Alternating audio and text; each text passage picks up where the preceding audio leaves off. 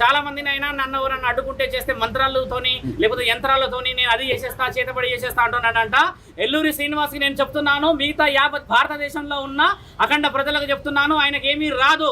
ఆ మంత్రాలు తంత్రాలు అని చెప్పేసి మిగతా అధికారులు ఎవరు భయపడుతున్నారంట, ఆయనకు అలా లేదు. ఈరోజు సాయంత్రం నేను 7 గంటలకి కాశీ క్షేత్రం నుంచి కూడా ఒక ప్రెస్ నోట్ రిలీజ్ చేపిస్తాను, అక్కడ అఖాడాల నుంచి చేస్తానన్నారు. మీ అందరూ కూడా చెప్పేది ఏంటంటే ఆయనకు మంత్రాలు వచ్చేసి తర్వాత ఇంకేదో చేసేస్తాడని అలాంటి భయాలు పెట్టుకోకండి. నేను శివరుద్ర సాధువుని, నేను ఒక సాధకుడిని. నాతో పాటు ఎందరో గురువులు, సాధువులు, పీఠాధిపతులు, మతాధిపతులు అందరూ మద్దతుగా ఉన్నారు. అందరూ బయటికి రావాలని లేదు. కాబట్టి ఏంటంటే శ్రీనివాసు చెప్పే ఆ మంత్రాలకు చింతకాయలు రాలవు. ఆయన న్యాయపరంగా రావాలి. జెండర్ మార్చుకొని బ్రీస్ట్ ఇంప్లాంట్ చేసి ప్రాస్టిట్యూషన్ లో ఉన్నాడన్న విషయం కూడా నిన్న రాత్రి తెలిసింది. నిన్న వాళ్ళ ఇంటి నుంచి నాకు ఫోన్ వచ్చింది, ఆయనను వదిలిపెట్టమని చెప్పేసి. మా నాన్నగారు ఇలా పెళ్లి చేసుకుంటే ఏమవుతుందని చెప్పేసి ఊరు నుంచి ఫోన్ వచ్చింది.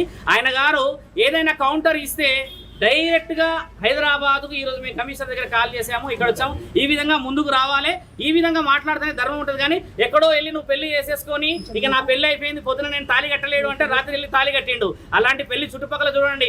ఆయన గారు ఏదో పెద్ద చేసేస్తాడని అంటే అడవిలోకి వెళ్ళేసి అనామకులైన మనుషుల మధ్యలో చేరేసి ఒక పెళ్లి వీడియో పెట్టిండు. పురుషాంగం లేని నీకు పెళ్లి అవుతుంది, ఆ పెళ్లికి విలువ లేదని తెలుసు. శాసన గ్రంథాల్లో లీగల్ గా కూడా ఉంది. ఒక పురుషుడి యొక్క అంగానికి విలువ లేకపోతే చట్టపరంగా ఎలాంటి మర్యాదలు ఉంటాయో తెలుస్తుంది. నీకు అంగం లేదు అలా అని చెప్పేసి యోని లేదు, నువ్వు నిర్ణయించుకున్నావు. కాబట్టి ఆ అమ్మాయి వర్షిని జీవితాన్ని సర్వనాశనం పట్టిస్తున్నావు. ఇకనైనా నువ్వు మేల్కోకపోతే నీకు రావాల్సిన రోజుల్లో కావాల్సిన మర్యాదలు చట్టపరంగా అవుతాయి. ఒక స్త్రీ ఈ రోజు బయటకు వచ్చింది, గుర్తుపెట్టుకో. నీ పతనం మొదలైంది. శ్రీనివాస్, నువ్వు ఎక్కడో ఉండేసి గాలిలో పెడుతున్నావు కదా మేడలు, నేను ఆశ్రమం కట్టుకుంటున్నా, నేను అది చేస్తున్నా అంటున్నావు కదా. శివరుద్ర సాధువు నేను మాటిస్తున్నా, ఆశ్రమం నువ్వు ఎలా కడతావో నేను చూస్తా. ధర్మం అనేది ఇంకా బతికి ఉన్నది కదా. సాధు సంతులందరినీ ఏకం చేసి నీ పతనం పట్టకపోతే నా పేరు శివరుద్ర సాధువు కాదు. అఘోరా తత్వం వేసుకొని, జుట్టు వేసుకొని, రుద్రాక్షలు వేసుకొని, చితాభస్మం వేసుకొని నా తండ్రి పేరును అపవాద చేస్తే ఊరుకునే ప్రసక్తే లేదు. నీ రుద్రాక్షలు నేను దింపకపోతే నా పేరు శివరుద్ర సాధువు అనేది మార్చుకుంటా. ఆ అమ్మాయి ఈరోజు బయటకు వచ్చింది. కేవలం ఒక భక్తిని, ఒక ధర్మాన్ని మీరందరూ ఉంటారని చెప్పేసి కదా.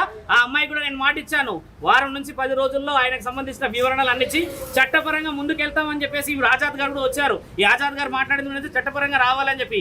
ఏదైనా కూడా ఎంత వివరంగా మేము చెప్తున్నాము, నీకేంటి ధైర్యం లేక ఎక్కడో గుహల్లోకి వెళ్ళి చెట్లలోకి వెళ్ళి వీడియోలు పెడుతున్నావు కదా. లైవ్ గా వచ్చి మాట్లాడమంటే కొందరు వ్యక్తులతో మాట్లాడుతున్నావు. డిబేట్కి ఎందుకు రావట్లేదు? ప్రశ్న జవాబులు ఇచ్చడానికి ఓపిక లేదా నీకు? ఆ అమ్మాయిని మోసం చేస్తున్నావు. అపంశుభం తెలియ ఆ తల్లిదండ్రులు నేను రాగానే కాళ్ళ మీద పడి ఎంత ఏడుస్తున్నాడు ఆయన. నిన్న నైట్ వాళ్ళ అమ్మకి అక్కడ ఫిక్స్ వచ్చిందంట ఆ పెళ్లి వీడియో చూసేసి. ఇలాంటి వాళ్ళ ఉసురు ముట్టి వస్తావు నువ్వు, గుర్తుపెట్టుకో. నిన్ను కన్న తల్లిదండ్రుల ఏలూరు శ్రీనివాస్ అని చెప్పేసి నీ ఊర్లో నీకు విలువ లేదు, అక్కడ బహిష్కరణ చేశారు. ఆ లింగ మార్పిడి చేసుకున్నావు, అక్కడ బతకలేకపోయావు.